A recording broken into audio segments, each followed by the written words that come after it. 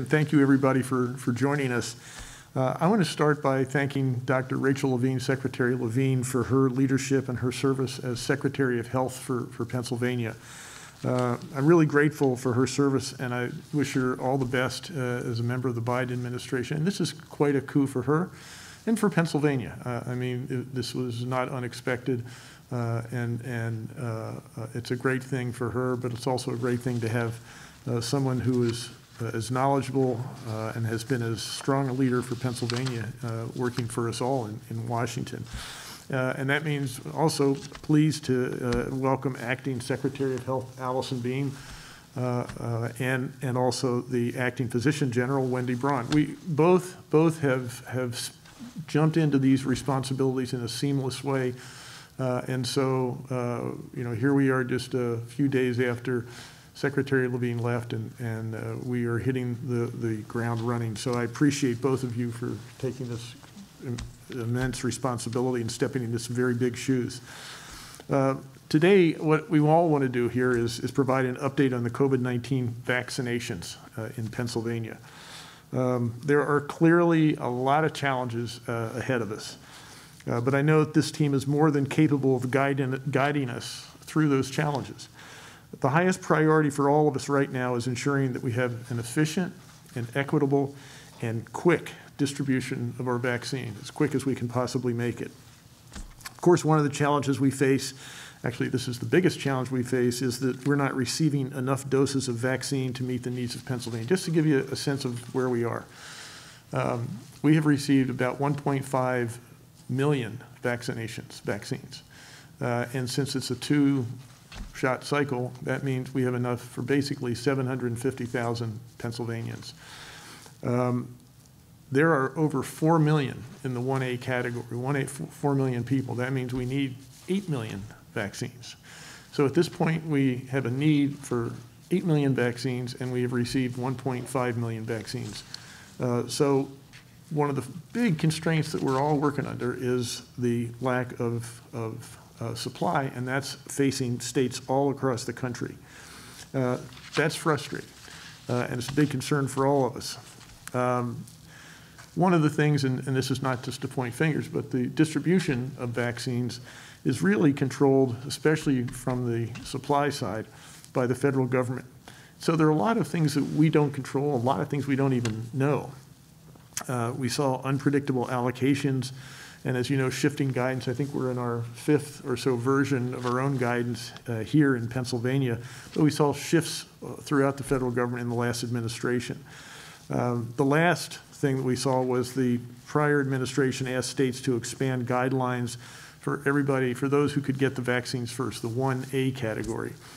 And the idea was, at least we thought, that meant that when we went to 65 and older from 75 and older, which really greatly expanded the range of 1A recipients, that the supply would also be expanded. Well, that was wrong. They weren't expanded. In fact, it turned out that there was no no stockpile that was going to be thrown open to the market. So it's been frustrating, and it's disappointing because we've all relied on the federal government sort of this process to make sure that we have the vaccines.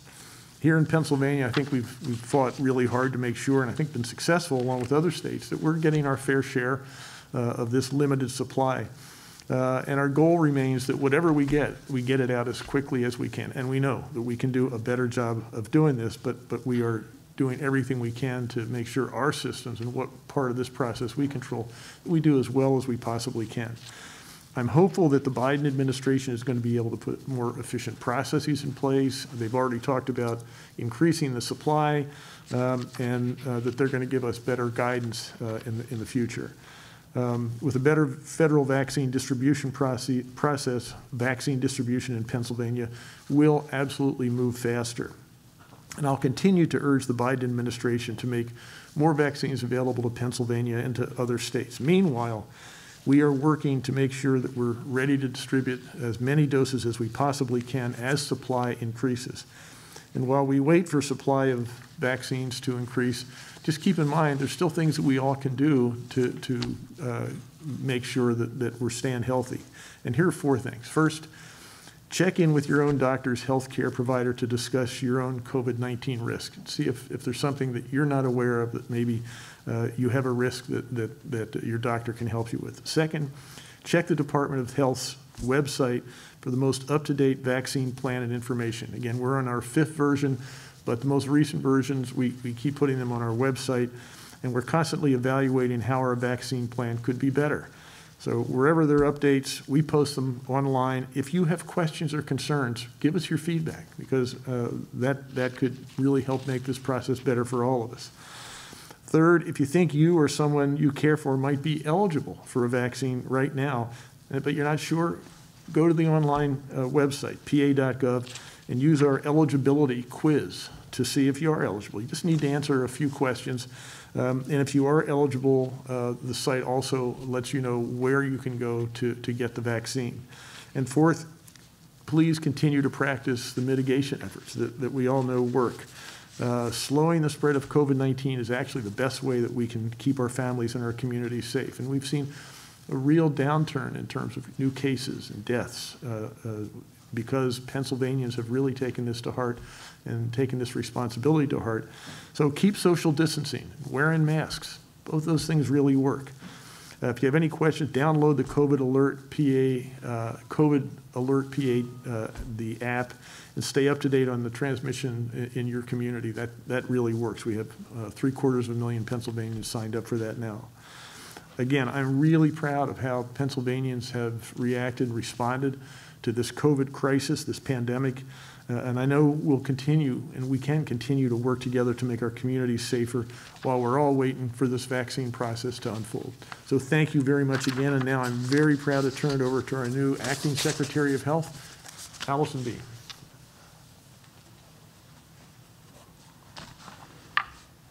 Thank you, Governor, and thank you for the humbling honor of being able to serve as Acting Secretary. Thank you also to former Secretary Levine, who has provided me the privilege of being able to continue the Department of Health's mission of fighting the COVID-19 pandemic and keeping Pennsylvanians healthy. I'm honored to be entrusted to lead this incredible team that has worked tirelessly for nearly a year with the sole goal of saving lives. I've dedicated my own career to improving public health and access to health care. And I've been part of this team even before COVID impacted Pennsylvania, working to create a healthy Pennsylvania for all. This has made for a seamless transition, and we remain laser focused on saving lives and getting Pennsylvanians vaccinated. Now, I wanted to give you an update on COVID in Pennsylvania. As of 7 a.m. this morning, 3,887 people are hospitalized due to COVID-19 in Pennsylvania. 770 of them are in the intensive care unit, and 461 individuals are on a ventilator. The number of people hospitalized continues to decline, but is still above where we were during the spring peak. Today, we are reporting 4,628 new cases, bringing the total number of COVID-19 cases in Pennsylvania to 812,495. Of our total cases, the number of people who have recovered from COVID-19 is at 79%. 219 new deaths were tragically reported today, for a total of 20,883 deaths from COVID-19 since the pandemic started last March. The statewide percent positivity, as reported on the early monitoring dashboard, is now 10.5% statewide. This represents a continued decrease. Vaccine providers are reporting that they've administered 737,817 doses of vaccine as of this morning. There are 473,449 people who have received their first dose of vaccine, and 132,184 people who have received both doses and are fully vaccinated. We know that number is actually higher, but there is a natural lag in reporting because vaccine providers have 24 hours to report, and the federal and retail pharmacy partnerships have 72 hours to report. Pennsylvania is receiving 143,275 doses of vaccine this week to give people their first vaccination. Through the end of this week, the Commonwealth will have received more than 1.5 million doses of vaccine for individuals' first and second doses of vaccine. I know at times this data can feel confusing, especially when different jurisdictions are reporting different statistics. Our weekly allocation is only for 66 counties, as Philadelphia has received their own allocation. Federal installations are also receiving and administering their own doses. The most important thing for Pennsylvanians to remember is that vaccine providers are working as quickly as possible to vaccinate you. The demand for vaccine far outweighs the supply, but we will catch up. We must be patient. We know that Pennsylvanians are ready for the vaccine. We must have patience as the amount of vaccine available in Pennsylvania and the nation is limited. We want to ensure that the vaccine is provided to Pennsylvanians in a way that is ethical, equitable, and efficient, which is why we are taking our phased approach. We're asking all Pennsylvanians to know when it's your turn. This way, we can make sure that our most vulnerable residents can get vaccinated now. These are the people who are more likely to get very sick from COVID-19 and are more likely to die from it. If we can get them vaccinated quickly, we can save lives.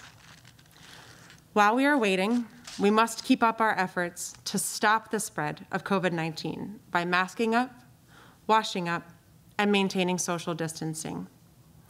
Now I'm happy to introduce my friend and colleague, Acting Physician General, Dr. Wendy Braund. Wendy? Thank you, Governor and Secretary Beam. I'm honored to lend my clinical and public health expertise as Pennsylvania's Interim Acting Physician General. I look forward to serving in this new capacity, helping the Department of Health and all Pennsylvanians save lives during this pandemic. My training as a preventive medicine physician, previous experience as the Wyoming State Health Officer, and current position as the director of the state's COVID-19 response effort give me a window into what we need to do from a public health perspective during a crisis. I have been impressed to see so many Pennsylvanians willing to make the sacrifices necessary to help each other get through this pandemic. With the vaccine rollout now happening across the state, we can see the light at the end of the tunnel. I want to specifically thank all of the local vaccine providers who are working hard to get the vaccine into arms as quickly as it is available. I repeat the call for patience as we move Pennsylvania forward. Thank you. Now, I'd like to introduce Randy Padfield, Director of Pennsylvania's Emergency Management Agency and a partner in the Department of Health's COVID response. Director Padfield. Thank you, Dr. Braun, and good afternoon, everyone. I'm pleased to be here today with Governor Wolf, Acting Secretary of Health Bean, and Interim Acting Physician General Wendy Braund to discuss the evolving rollout of the COVID-19 vaccination program. And one thing that I'd like to bring to light is Governor Wolf indicated we've all been working together throughout the COVID-19 pandemic. It's just now that we're in some different roles. Our agency continues to work with the Department of Health, other state agencies, county emergency managers, elected officials, and other stakeholders to plan and conduct community vaccination clinics in support of the rollout. Our current priorities are focused in really 3 areas. Number 1 is to optimize the existing distribution systems by working with those healthcare systems, pharmacies, other vaccination providers, elected officials, and county emergency managers to ensure that they have the systems and needed resources in place to efficiently administer the vaccine that we are currently receiving across the state. Number 2 is to ensure an equitable distribution of vaccine into those areas of the state that have limited availability of vaccination providers, such as those counties that do not have healthcare systems and areas with a lack of current distribution pathways, or what we like to refer to as pharmacy deserts, by conducting community vaccination clinics for eligible individuals. And number 3, to continue to build out and operationalize plans for community vaccination clinics of various sizes as additional quantities of vaccine become available and additional vaccines are approved by the FDA in the future. Currently, as you've heard today, we remain constrained by the quantity of available vaccine in order to support these types of administration pathways. But as the vaccine rollout continues, more vaccine will become available, and these types of delivery pathways will be required to reach larger numbers of eligible individuals in the later phases. Because of the diversity within the Commonwealth, we have highly urbanized areas, large suburban areas, and very rural areas. These plans will take several different forms, as no one approach is applicable throughout the entire state and able to address the needs of all communities. However, they will all follow a very similar approach and doctrine that we use in emergency management, in the fact that these will be federally supported, state managed, and locally executed. Having everyone working together in support of the rollout at all levels of government will be critical to the success of the COVID-19 vaccination program. We appreciate that this can be an extremely challenging and frustrating time for many individuals who currently qualify for vaccinations across the state and who are trying to set up appointments. This is undoubtedly the largest and most complex vaccination program ever initiated in the state, the nation, and the world. And it has several variables and interdependencies that have made for a very challenging initial phase and have impacted the ability to project significantly into the future. We have seen existing vaccination providers across the state continue to ramp the administration efforts since the inception of the program, and we continue to administer more and more vaccine every day. It will continue to get better as additional vaccines or quantities of vaccine become available, the provider network expands, and community vaccination clinics come online. We want the public to know that we collectively are committed to providing a safe and effective COVID-19 vaccine to everyone who would like it as part of the rollout. Now I'd like to turn the podium back over to Governor Wolf for questions. Thank you. Thank you. Thank you, Governor. First up is Aaron Martin from WPXI. Aaron, let's go ahead and unmute you. Go ahead and unmute, Aaron. Hello, Governor. Thank you for taking the time to speak with us today. Sure. My question is in regards to the decision to expand Phase 1A. We've received calls from people repeatedly over the last week saying they've spent hours on hold, they've repeatedly tried to get a vaccine and they haven't been able to. Were there any concerns that expanding Phase 1A without the necessary supply would cause this confusion and chaos? Yes. First of all, as I said in my remarks, we assumed that we were going to have an expanded supply when we went to the 65 and older, which expanded us to about 4 million plus people. And that didn't materialize. The other thing is that we still don't have anywhere close to 8 million doses that we need. So even if we were getting the injections into people as immediately, we'd still be far short of satisfying the demand that's out there. So inevitably, there are people who have not been able to get the vaccine at this point, even though they're in the 1A. Second thing is, as we're ramping up, we have, I think, about 1,000 locations around the state that are set up to actually do the inoculations. They're relying on their phone systems, their own websites. And some of them are great. Some of them just are not up to the challenge of the huge influx of calls and connections that they're getting. So we have a lot of work to do. We want to do a much better job than we're doing, and we will continue to improve this process. But again, we do have some constraints that we're all working under that all make it necessary for us to make sure that we're managing our expectations, given the reality that we have far less supply than we hoped we would have at this point. And there are far more people, given the fact that, as you pointed out, we expanded the list in 1A. We have more people who really are in line right now to get the vaccine. Those two things lead to shortages, lead to longer wait times. And Governor, just to quickly follow up on that point, when the announcement was made last Tuesday to expand Phase 1A, it was understood that there would only be about 140,000 doses for that particular week. Was there any thought that the state should wait to expand until they actually had more supply, as opposed to assuming that could come? That's a good question, but no, we didn't think about that. We wanted to make sure that we were getting people, and we still, the idea is to get people in line in terms of the need. And I think we're doing that. Again, we're constrained by the supply. And I will do everything I can to encourage the Biden administration. I know they're doing everything they can to increase the supply, as we do that, I think some of this will ease up. But the idea was to look at need and then to make sure that we do everything we can to take whatever supply we have and get it into the arms of people who need it. Next up, Samantha Zern from PLS. Go ahead, Samantha.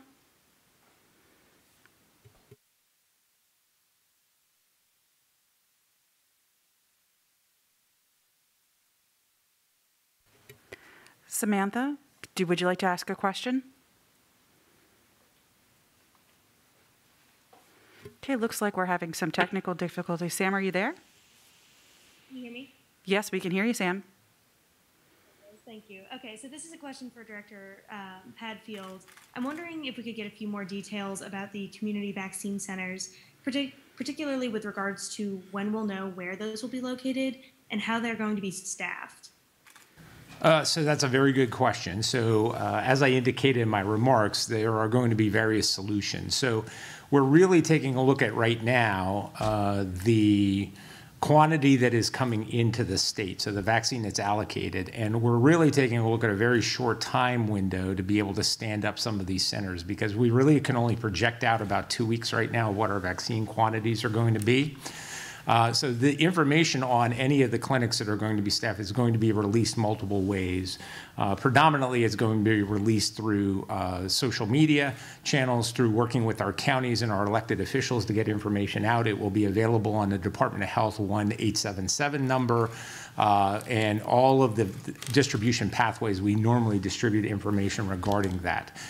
From a timeline perspective, again, a lot of these, we are working on clinics right now, and they are really focused on operationalizing and optimizing what is out there currently. So we know a number of counties are working with their healthcare systems that have quantities of vaccine that are willing to support larger clinics, but may not have all of the resources or wraparound services they need. So we're working with them right now to be able to plan those and to be able to utilize the vaccine stores that we have now to be able to actually get those into people's arms, and then also look to expand that as we get additional vaccine. But as I indicated, it's very difficult to project into the future because we really only know what our allocations are about 2 weeks in advance. Next up, Jan Murphy from Penn Live. Jan, go ahead and unmute.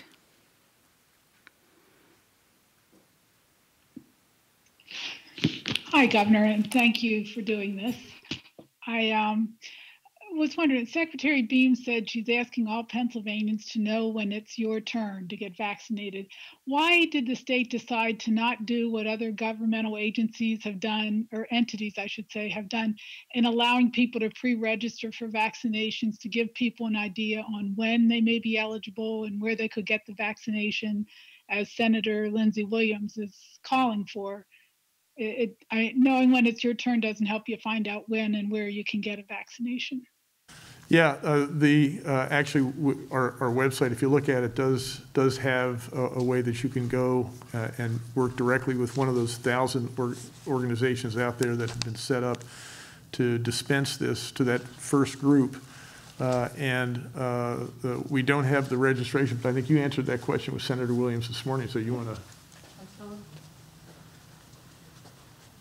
Thank you so much. And this is a question that we have been wrestling with, but our underpinning principle in making sure that the vaccine is getting significant uptake in Pennsylvania is having a localized effort. The relationship that folks have with their provider or with their pharmacist is what was best suited to actually administer the vaccine. And so we are allowing those providers and those pharmacists to be able to use their scheduling systems that they might have already had in place or that they invested in to be our ultimate registration guide. With that being said, we have not at all abdicated our responsibility in making sure folks have the adequate information about where they can go get vaccinated.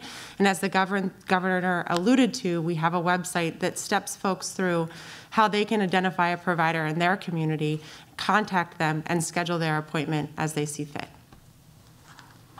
And if I could just quick follow up another issue that came up last week with corrections officers and state troopers unions, and we've heard school employees say too that they're upset that smokers are considered at risk in the at-risk group that are allowed to jump to the front of the line. And I was wondering, just because the CDC recommends that, does the state have to follow it? No, the state does not have to follow CDC guidelines, but we're trying to recognize people who have are vulnerable to the COVID, and it turns out that smokers actually are. So the CDC is not making a value judgment there. They're making a very objective healthcare decision that if you're a smoker, you are predisposed to certain pulmonary problems that make you a prime candidate for getting a severe case of COVID. So that's what was driving that out. Alison, if you want to add anything to that. Sure. So our underlying mission this entire time has been to save lives. And as part of that, in thinking through the calculus of the vaccine order, we had to be able to make sure that those most at risk were prioritized. And so moving those individuals into 1A, as the governor mentioned that the federal government had released guidance to do so, is indicative of the risk that they all pose. With that being said, we know our firefighters and our teachers and our corrections officers are dedicated public servants that have been frontline workers in their own right during this pandemic response, and we look forward to working with them as we progress through our phased response to allow them to avail themselves of the vaccine as quickly as possible. We'll do so, I think, best by advocating to the federal government for more supply. We still need to be patient while we work on advocating for more vaccine supply so that we can move through these phases as quickly as possible. Next up, Harry Lee from Fox 43. Harry, go ahead. Hi, this is probably also for Acting Secretary Beam. Just going back to the centralized registration system, other states are taking that on, such as Ohio and I think New Jersey. You say that it's more efficient for it to be done on a local level because they already have scheduling mechanisms in place, but it seems like it's kind of chaotic. Could you just explain more why you don't want to do a centralized registration system? Sure. So we have been working since the beginning of the pandemic response. The hospitals, the pharmacists, the FQHCs, they've all been our providers throughout and providers throughout this entire response. And I think in our partnership, we've realized that they also have made investments into scheduling systems and into infrastructure that we hope will allow us to also come out on the other side of the pandemic with a better infrastructure built to allow people to access their clinicians. But allowing us to have that localized relationship really, I think, is the ultimate goal in making sure that Pennsylvanians continue to keep the interest in the vaccine and we actually secure that critical mass being vaccinated as quickly as possible. Okay, I do have a quick other question. Are Pennsylvanians allowed? Could I just add something to that? I mean, I think right now Pennsylvania is in the middle of the pack in terms of, according to the New York Times, last week we were a little higher than we are this week in terms of actually our efficiency in getting injections out. So we recognize that we need to do a better job. I hate being in the middle of any pack. I want to be at the top of the pack, and we're going to continue to work together. If the registration system is something that might get us there, we'll certainly give that serious consideration. Right now, because that has its own, I would imagine, its own backlog and bureaucratic issues if in the states that do that. I think as each of these 1,000 entities ramp up their capacity to take calls, and we get more supply of vaccine, that this system will do a pretty good job. But there's no question that we need to do a better job. So I'm sorry, you were going to ask a follow-up. Thank you, Governor. I just had one question. Are Pennsylvanians ever allowed to go get the vaccine in another state? We've been getting that question. Pennsylvania does not prohibit that, but other states are beginning to prohibit that. I think they call it vaccine tourism. I know Florida has outlawed that. I think some other states have. So at this point, Pennsylvania does not prohibit anybody from going to another state and getting a vaccine, but other states are saying, you know, we don't want you to come here for the purpose of getting a vaccine. Next up is David Wenner from Penn Live. David, go ahead and unmute. Thank you. Does the state know of any instances of people inside pharmacies or hospitals steering doses towards people such as friends and relatives, as opposed to the people who are trying to register from outside. Does the state know of that happening? And what's the state's level of concern about that? And what, if anything, would prevent that? Yeah, I don't know of anything, but I'm going to turn that over to Secretary Bean. Do you know of any? Absolutely. At this time, we are not aware of any of those instances, but at the ultimate end of the day, we want to make sure that we have that continued communication channel. And so if there are instances of that happening, we welcome all feedback, and please reach out. And I would just like to follow up then. Is there any auditing that could actually be used to, check that out if it became necessary? Absolutely. Our team would be able to audit and follow up on it. I think that ultimately where we've looked at the ability to have any vaccine wasted to date has been focused on any of the broken vials, making sure that if there were any sort of actual struggles within the delivery of the vaccine, that is accurately reported, but our team would be able to follow up on any allegations that you had articulated. Next up, Nick Volturo from CBS 21. Nick, go ahead and unmute. Governor Wolf, you talked a little bit about lagging behind some of the other states. If you had to point the finger at something that you would say has been contributing to that, what do you think the biggest factor has been to kind of impact the slower rollout? That's what we're trying to figure out. Again, it's slower. It's a relative term. I mean, we're in the middle of the pack, so we're not doing that bad. But I always want to be at the top of the pack. So I think we're trying to figure out what we can learn from what's happened so far, and learn from other states. I'm going to be in a call with other governors at 3 o'clock to learn more about what other states are doing. And we're always, I know the secretary, the director, we're always trying to steal good ideas from elsewhere. So if we learn that there are things that we're not doing that might be done to make this go faster, we will do that. Again, the chief problem, you always have to come back to the fact that there are 4 million people in need of over 8 million shots. And so far, we've gotten about 1.5 million. The supply is, no matter what system we have, that is the primary constraint that we're operating under. Within that constraint, we want to do the best job we possibly can. And if we can get good ideas inside Pennsylvania and learn from what we're doing, learn from other states, we'll do that. Anything you want to add? So would you say, just to follow up real quick, would you say that all hinges upon, the federal government and the speed of the production? I mean, everything kind of trickles down in that matter. So it kind of falls on you no matter what from the top. Yeah, again, yes, the chief constraint we're all operating under is the supply. But then no matter what the supply is, then it's up to all of us, each state, to figure out what's the best way to get it from the vials, whatever we get, into the arms of people. And that's where we're doing everything we can to make that go as fairly, as quickly as possible. And we know that we can do better because other states are ahead of us there. And so we'll try to do better here in Pennsylvania. Secretary, you want to add anything to that? Sure. So Pennsylvania absolutely is open to deploying different strategies. We have a team that explores what other states are doing, where there's advisements on pivoting and what we're currently doing. We're always open to that. One of the things that we must remember, though, is that we are doing this in partnership with our healthcare system.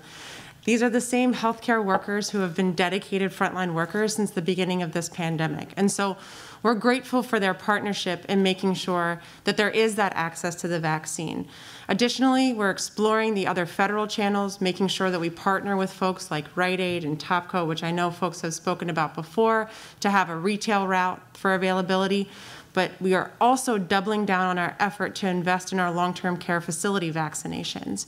We think that that is part of a long-game strategy to allow us to make sure that the populations that are most vulnerable throughout this entire pandemic, those in the congregate care setting, have their vaccinations and secure that second dose as quickly and as efficiently as possible. And so we want to make sure that in prioritizing our staged rollout and throughout the various phases, we are always open to hearing suggestions as to how to do it more efficiently, but we want to make sure that we're also effective in addressing the populations that are most of need. Next up, Sam Ruland from the York Daily Record. Go ahead, Sam. Hi, thank you for taking my question today. I had two questions, and one of them was, I was wondering why some counties didn't receive the vaccine until week 5 or 6 for distribution, at least what it looks like, and I just wasn't really sure what some of those lags were. I don't know the answer to that question. Let me turn it over to Secretary Dean. Hi, I actually would be welcoming of any more information that you have about which specific counties you're looking at. We have a distribution strategy by which we review each county and make sure that we not only consider their population, but also their population over 65, the number of cases, and the number of deaths from COVID. So we have an accurate picture of the risk in the community and then allocate from there. And so please feel free to follow up with our press team with any details, and we can understand better the information that you're looking at.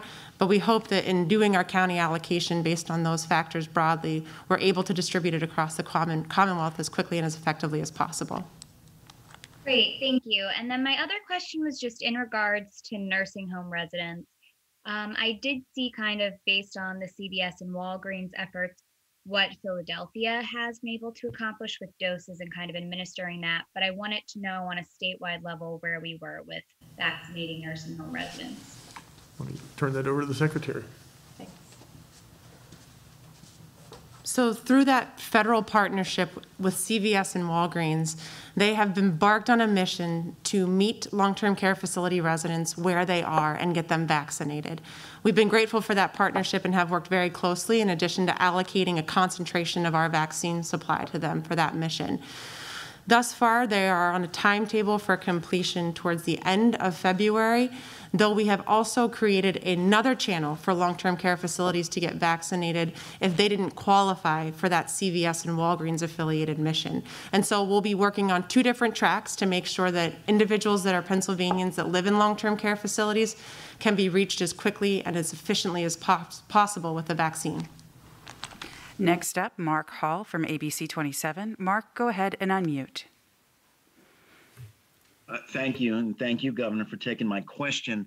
What is your reaction to reports? We're getting a lot of calls of people that are going to neighboring states to get vaccinated or at least get that first dose. Not sure how they can guarantee they get a second dose, but what is your reaction to people going to other states? And two, it was either you or Secretary Beam who indicated that you would consider maybe some sort of a sign-up program if needed. What would have to happen for that to be considered? Again, the first question is your reaction to people going to neighboring states to get vaccinated. Yeah, first of all, every state, I'm convinced every state is being fairly allocated whatever limited supplies of vaccines are out there. The formula is based on population, and so Pennsylvania is, I think, getting its fair share of vaccines. So I'm not sure why you'd go to another state because we're all facing the same thing, unless there's something that I'm not aware of. But the systems that we're deploying here again put us in the middle of the pack, and unless there's something that is really unbelievably good about the efficiency of some other state, I'm not sure you gain anything from doing that. Again, we're, as the Secretary said, in terms of how we do our own allocation internally with what limited supplies we get, we have continued to look at anything that we can to make our system better. At this point, we're looking at these almost 1,000 points all around the Commonwealth, and we're relying on their internal processes. They're localized. They should know their customers, the people they're serving, better than one centralized registration place. But again, if we get evidence that there is some alternative to this decentralized system that we have in place that could be better and be more efficient, I think we're certainly very willing, more than willing to consider that. Alison, do you want to add anything to that? Sure. So I think the question was, how do you feel when you know that Pennsylvanians have to travel out of state to get vaccinated? And I think the accurate answer is it feels like we have to rise to the challenge. We don't want Pennsylvanians feeling like they have to go out of state to get vaccinated. We want to make sure that we can secure them swift access to a vaccine here in Pennsylvania. And hopefully through the strategies that Director Padfield and the governor had outlined today, we'll be able to do that in the near future. Thank you. Mark, do you have a follow-up or, okay? And our last question, Hayden Mittman from PBS 39. Hayden, go ahead and unmute. Hi, thank you very much for allowing me to ask a question. I wanted to ask about the incoming Biden administration. I know it's only about a week in. How have you noticed a relationship between the federal government and the state government in dealing with the vaccines? Is it easier, I guess, to talk up to the federal government about the lag in vaccines here? And are things going to get better moving forward? Okay, I'm going to give you my impression, then I'm going to turn it over to the Secretary.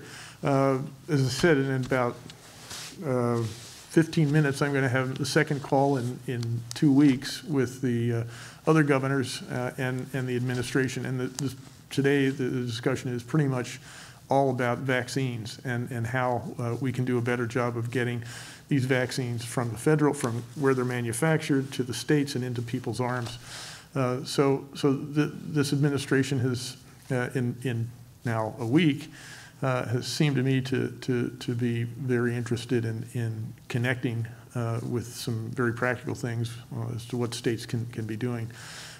In terms of the overall process of increasing the production of this, what I have learned is what I see in the press, and that is the Biden administration was originally talking about 100 million doses in the first 100 days. It's now up to 150 million in the first 100 days. And again, I'm not sure exactly how they plan to do that. There are all kinds of challenges in increasing production. I think the Kaiser Family Foundation's newsletter had an article piece on that just recently.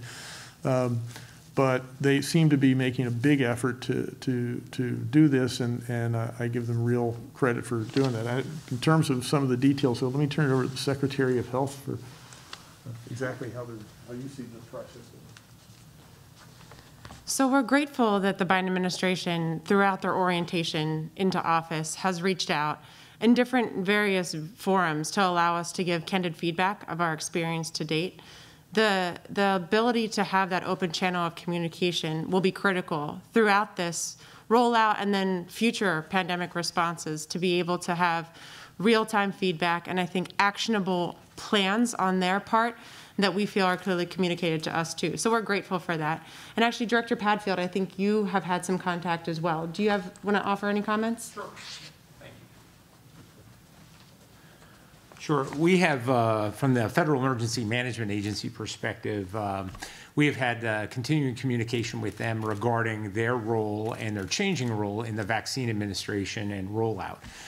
So we've had some positive news in the last week or so regarding obviously the ability to be able to staff 100 large mass vaccination clinics throughout the nation. And we're working right now with our federal partners to be able to take a look at what that means, what the throughput happens to be, and the best placement of those centers moving forward. So that is a step in the positive direction. We know that FEMA is working extremely hard in support of the states to be able to ramp up commensuratively. They were there in the beginning part of the pandemic, and now they're coming back into focus again to be able to assist with the logistics and to be able to really go back to the, federally supported, state managed and locally executed doctrine that we use throughout all of emergency management.